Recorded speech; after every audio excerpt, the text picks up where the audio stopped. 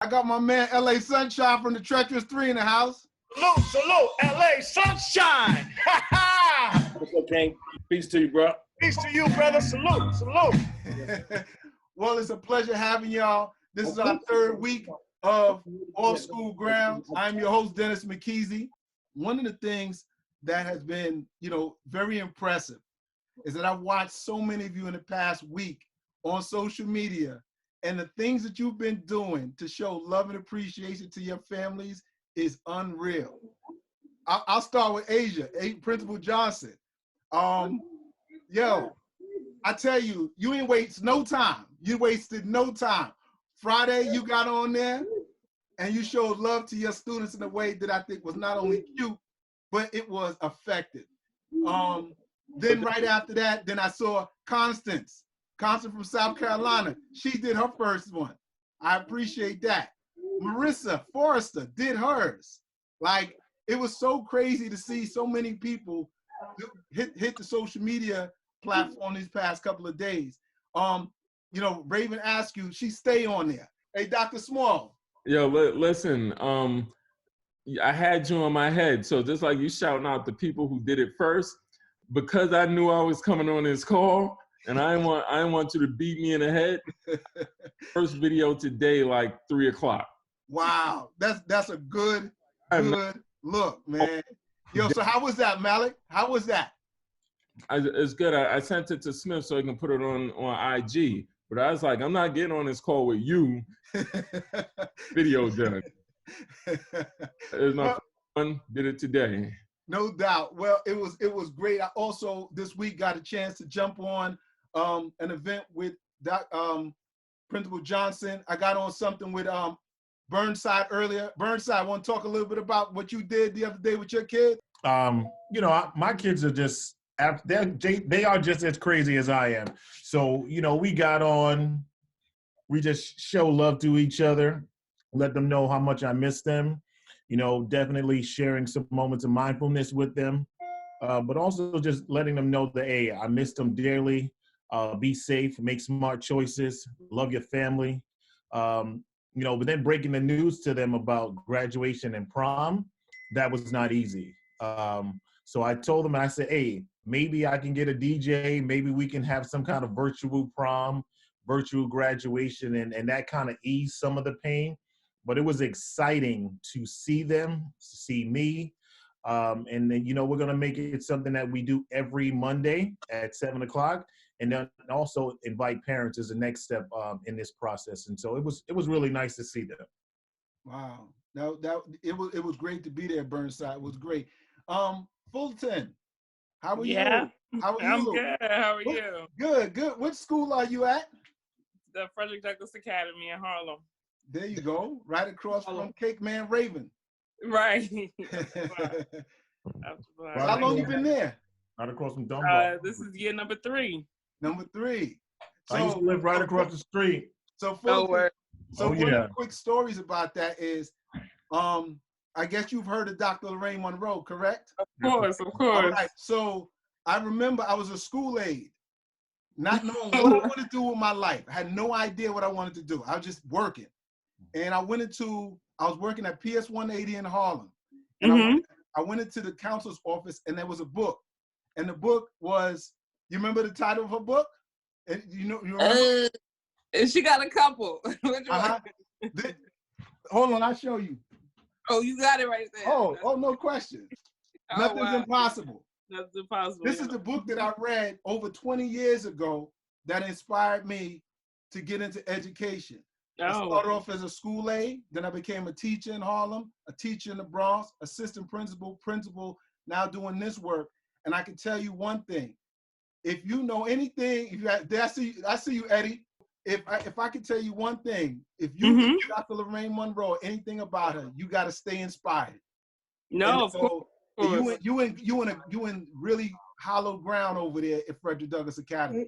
Hold on. I am. It's a dope place. The kids are great.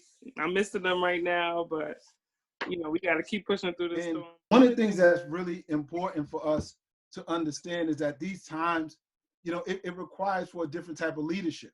The things that we did prior to today, and prior to this school year, those things have to change. And I think one of the things that's really important for us to recognize is that we've been evolving for quite some time.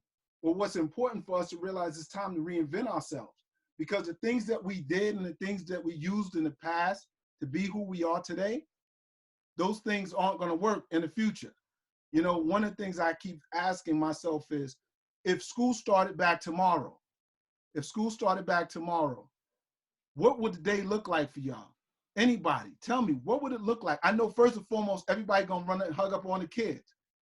But what does your leadership look like if it started tomorrow? Because the fact that this type of resiliency, this is different than, and I'm sorry to compare it, this is different than a 9/11, this is different than Sandy, this is different than anything that we have ever seen. And the surmountable presence that I have to be for my families, because they're looking to hear from me. And when they don't see me or hear from me, it still creates that place and that void of devastation that they've already had. So I got to make sure that they know you're loved, you're wanted. Yes, we gonna learn, loves. Yes, I still have high expectations. Yes, teachers, we still gonna teach, but at the same time, we are gonna have this whole in the camaraderie together. Well, Simone, let me tell you what's dope about what you just said, because that's basically what we talked about last week, about the importance of your presence and how just you letting people know that that you're still thinking about them and that you still love them is a very important part of why great leaders continue to lead in the midst of all the chaos that goes on. I have a guest in the building real quick. I'm just going to show a quick clip so that you know who he is. He and I are going to talk a little bit further about some of the things that's changed in his life as well, and how he's reinventing himself. Right. Work hard, play hard. Who we just did? Man, we just started something. Who we just did, bro? We just started something. Multi-platinum, bad boy, hitman, record producer. Amadeus. Hey, what's going on? Hey, man. Hey, Amadeus. Hey. I'm looking for Amadeus the King. Black boy music, what up? You see what it is, baby?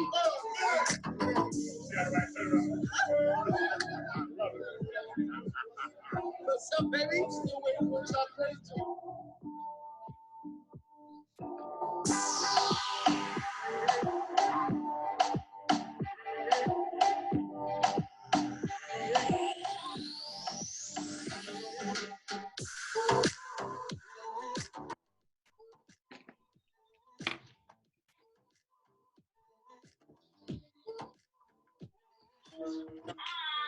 Hello. Money out here. It's a video. You know what I'm saying? It's a video. About me? Hey, I'm in a meeting. Oh, this is the king right here, all right? He's getting too much money. He's producing hits. Trey Songz, music director. He's worked with everybody from French Montana to Bird J. Mansion? 50 Cent to Chris Brown. He's producing them hits. The Young G. A bird villa? To Keisha Cole to Wale. I love it. He's Sports and ESPN. Do you have affordable housing there? Right, to BET, the MTV. You know what time it is. We stay What about the poor birds? Can they go there too? Okay. That's beautiful. You made that, Ivana? Oh, going from the BX, man. Take it on Shout out to Mickey D, so the living legend up here. Grandmaster Flash. Opportunity to meet the legend. Came to the Music 101 at Wix. So I had to stop and pay homage, man. Flash all day. Appreciate everything you brought to hip hop. You know what I mean? I'm here because he made it possible. You know, so Flash, man. My love, BX Boogie. Every beat he sent me was always different, from this sound to that sound to this sound. So I appreciate Amadeus. Shout out to him. Nice. Yeah. Amadeus, you the best. Yeah. I know. I told him, I'm like, yo, during this interview, I'm just gonna FaceTime him. He's like, you're crazy. Just finish the interview. Yeah. He knows his presence is here. What's up, Amadeus, what's up, brother? I couldn't make it, but I'm there in spirit. The legend is in the house. No. You're the legend. You're the legend. Backstage in the office. King Amadeus.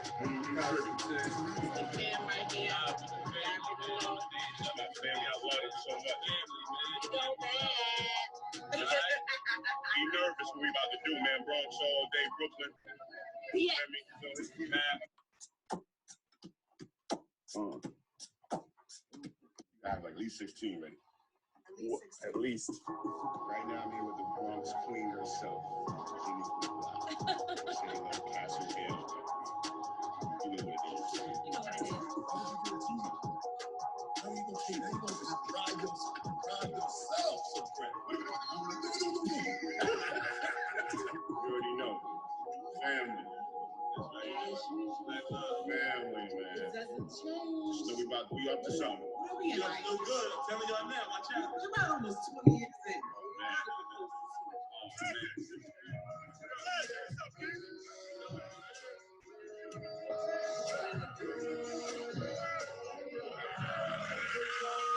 I'm so good at this, bro.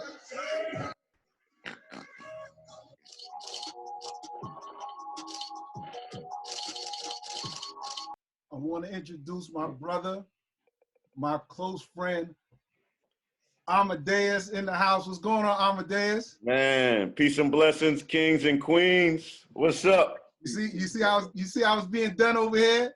I love it, man. I love it. I feel like I'm on BET. I feel like I'm on CNN right now. You know what I mean? The black edition, the black excellence edition. These are some real people here, right here. These are real man. People you got in the room, Amadeus. I love it. Listen, so again, man, I thank you for taking your time to come and showing us love today. All day you on Instagram. All day, from sun up to sundown. I was watching you earlier. You and Redman was killing it. Yo, man. One of my heroes. What's going on, man? Talk to us a little bit.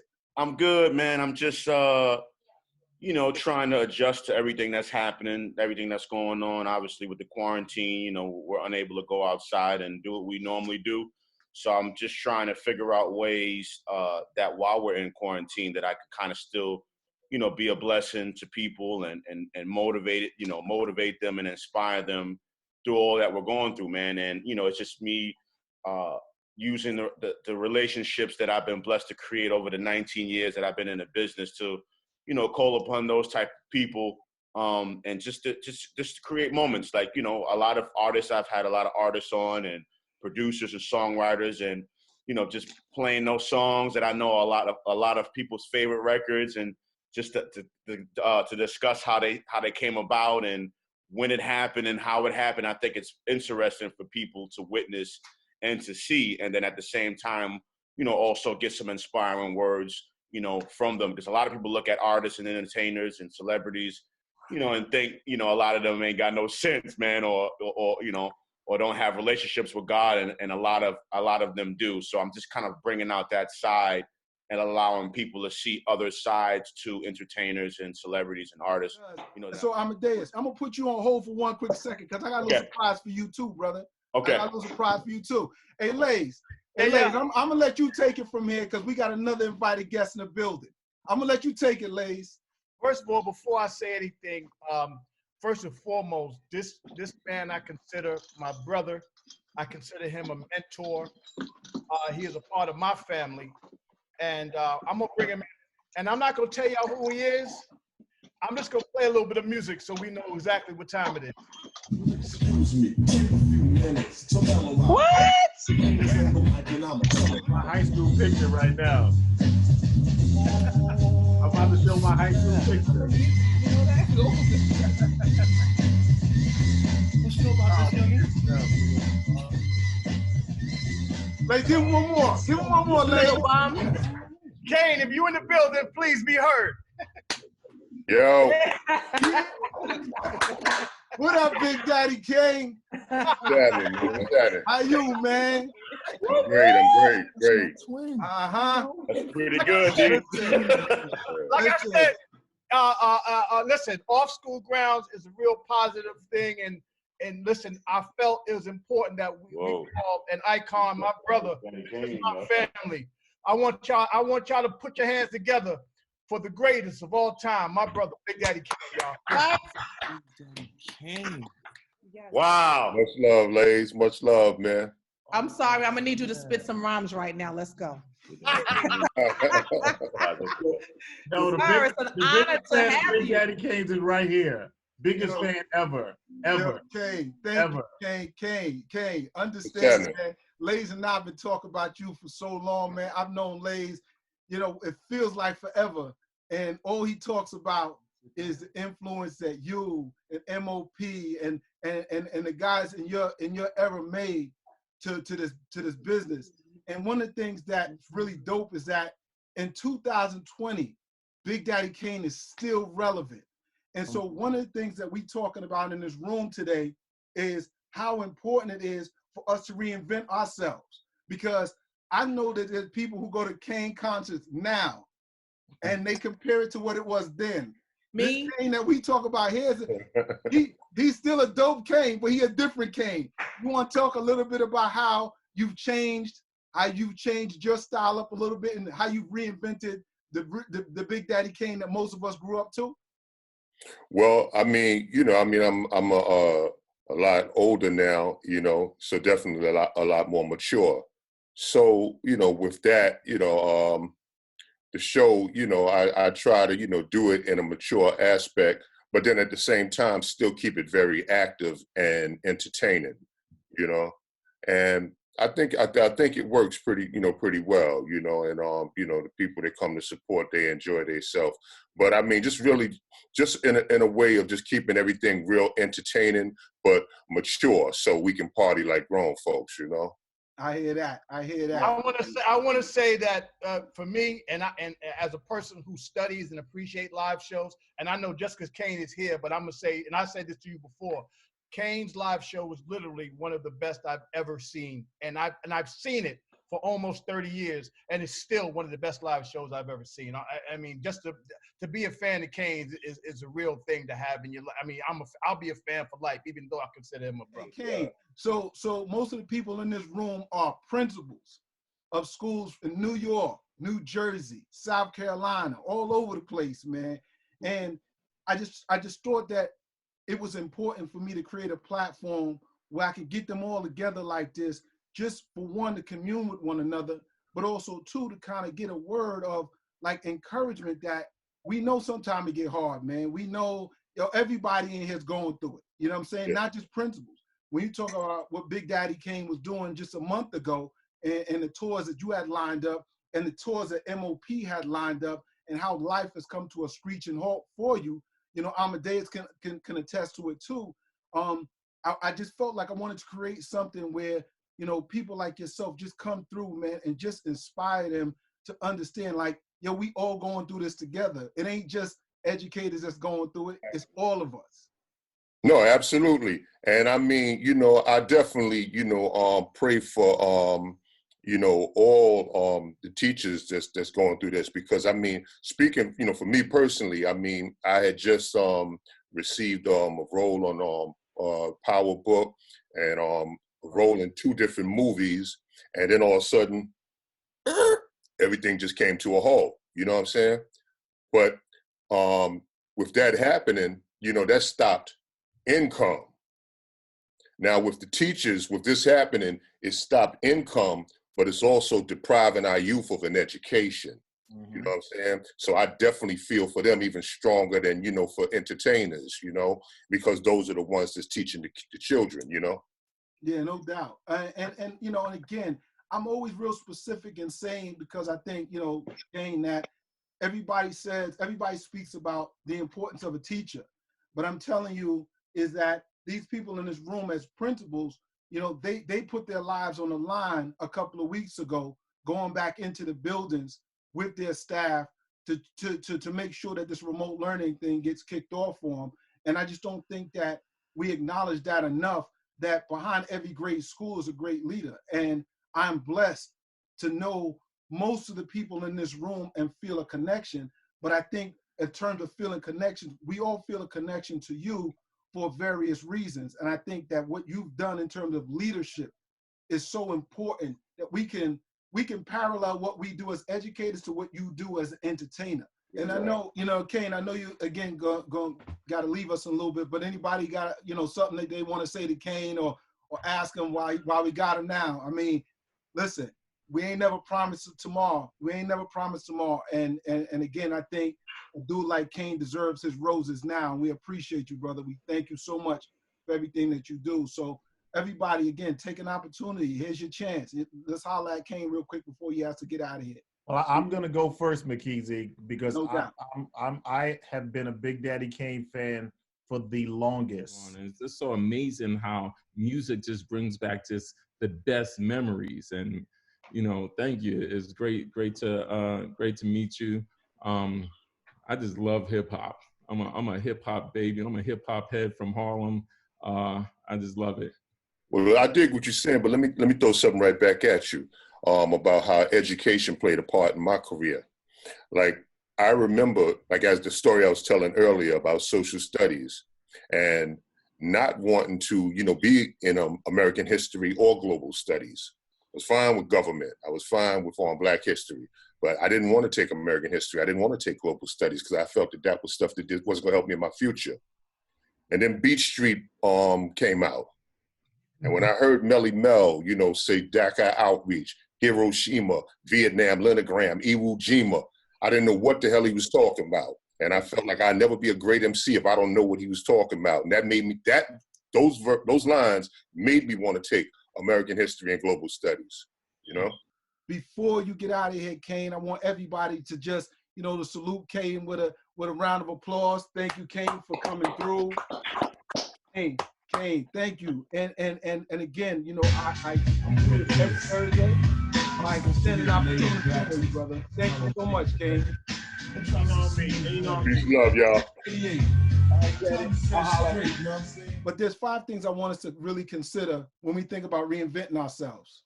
So there's 5 steps for leaders to contemplate in the process of reinvention, right? So again, you got to learn to identify your weakness. One of the most important elements of emotional intelligence is about being able to acknowledge when it is that you're weak at something. Whatever it is, if it's social media, if it's communication, if it's data, if it's instruction, whatever it has to be, we got to learn to identify those things. And after we identify it, we have to address them. Next, become a leader of leaders.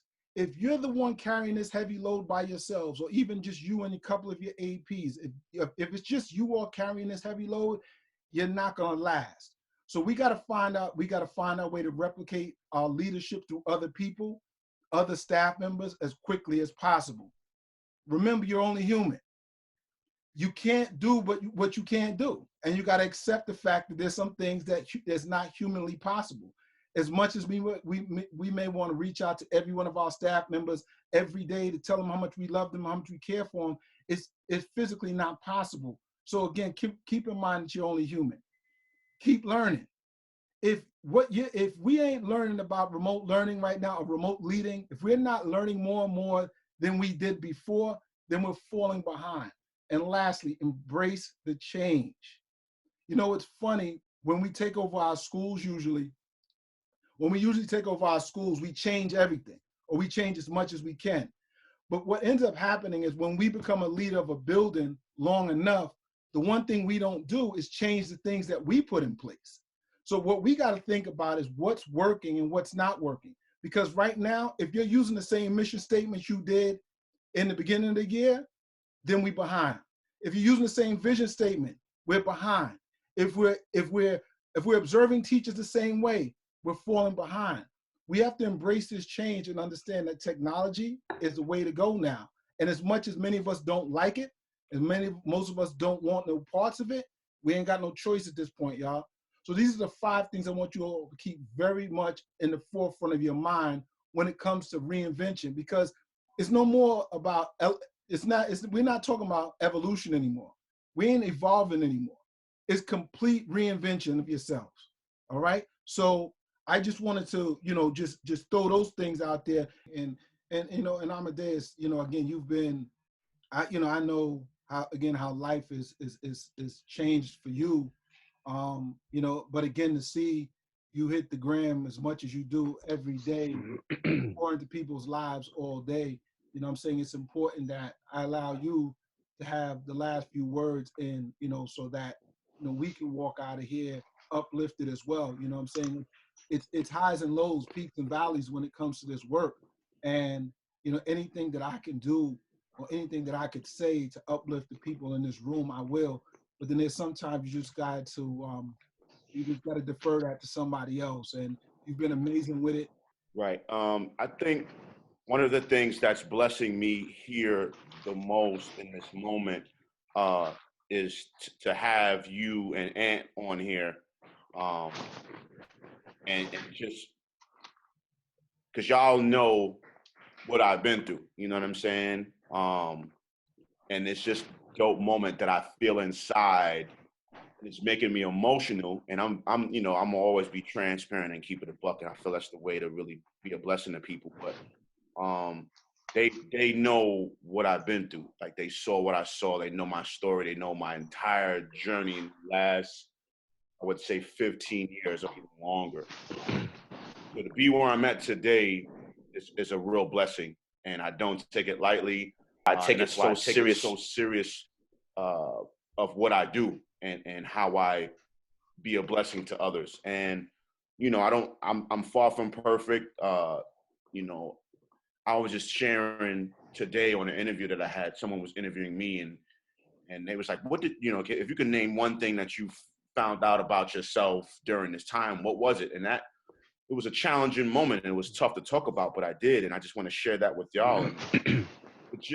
I've learned a lot about fear. I learned a lot about fear and anxiety, and I know people that would share with me that they suffered from it, and I never really understood it until now, where 3 weeks ago, because of me allowing so much to enter into my mind, into my spirit of what was going on with this virus, I was feeling like I had it and ain't been nowhere. From the tightness of the chest to I wasn't no fevers or no coughing, none. But if I did cough over something, I was like, do I got it? Like, it was like everything that happened, I kept being in fear of, like, and creating in my mind that, maybe I have it, maybe I have it, maybe I have it. And I just had a moment where I just really prayed, and I prayed as hard as I could, and I just relaxed. And I just allowed my spirit and myself to be. And the following week, whatever I had created in my mind just vanished. And that was a moment for me where I realized, when people say they have anxiety and issues and stress, and, I've got to feel what that feels like when you allow your mind to overtake you. And it was just a real defining moment for me. And I'm sharing that with you guys just to show you, like, it doesn't matter what you see in the background, plaques on the wall, records out, hundreds and hundreds of followers and colleagues of mine being entertainers and celebs. Like, man, we all go through it. We all go through it. We all suffer. We all deal with pain. We all deal with loss, from a financial point to not feeling it and being in the zone creatively, to, doubting yourself and not believing you're as good as someone else, or, just losing faith in general in regards to who you are. And I'm gonna say this straight up, and you guys are all adults, but it comes a time in life where you gotta have a I'm the shit moment. And that's kind of where I'm at. And what that means is, instead of allowing someone to pat you on your back, instead of allowing someone to give you accolades and to acknowledge your greatness and what you've done, you gotta look yourself in the mirror, man, and you gotta have a moment where you tell yourself, and I mean that in the most positive way, and this is how it came out, and that's how I felt to say it when I deliver it, and I'm just, being 100 with y'all and saying it. You can't wait for somebody to celebrate you. You can't wait for somebody to tell you you were great, and you've done great after school, and you've made so much progress, and you've been a blessing to the community. You got to stand in the mirror and say, you see what you did. Before we go, first of all, before we leave, I wanted to say God bless all of y'all. Thank y'all. Please be safe. I say, woe be any mayor of any city or town or borough that will front on any of the principles in this room, because the coalition is real powerful. And I know that if it ever goes down, everybody's coming to support. And of course, I want to end this with my brother, Big Daddy Kane. Oh, man. Love y'all. Salute. Yeah, thank y'all. Thank you, guys. Drop some smooth lyrics. It's 88. Time to set it straight, you know what I'm saying?